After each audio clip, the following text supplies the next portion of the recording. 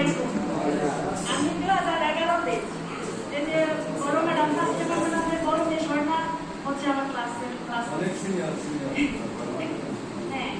তো আমরা যখন স্কুলে ছিলাম আসলে স্কুলটা খুব মজা ছিল। তখনও কিন্তু স্মার্টফোন ছিল না। আসলে মিস করতেছি আয়সা, অনেকদিন পর আসছি, প্রায় 12 বছর পরে আমার স্কুলে আসছি। এসে ভালো লাগতেছে, এখন এই মতো শোনা শুনে খুব ভালো লাগতেছে যে হলে আসলে অনেক ভালো হবে। এবং বড় দাদারা আছে, ভাইয়েরা তো অবশ্যই বলছেন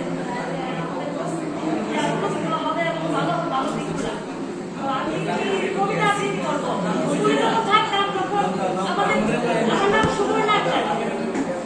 তো আমরা যখন স্কুলে থাকতাম আমাদের সবাই খুব সংস্কৃতি অনুষ্ঠান হয়তো গান কবিতা।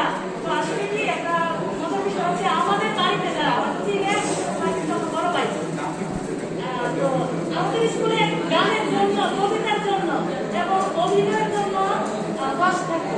আমরা খুব বস্তা করে দিয়ে যেতাম সব প্রাইজ। খুব ভালো লাগতো সেগুলো আসলে। তো অনেকদিন পরে সবাই গান গাওয়া, কবিতা বলা হয় না, তখন কি আমার লাগতেছে বলতে পারতেছি। যাকে আমি একটি কবিতা আবৃত্তি করবো। আমার কবিতাটি লিখেছেন আমার বড় সন্তান। কবিতাটির নাম হচ্ছে আমার আদর্শ গ্রাম।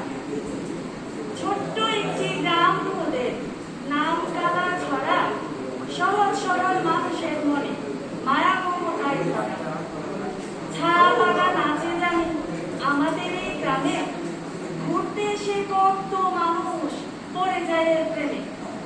আম আছে, জাম আছে, আরো কত কিছু, কাঁঠাল আছে, পেয়ারা আছে, আরো আছে লিচু।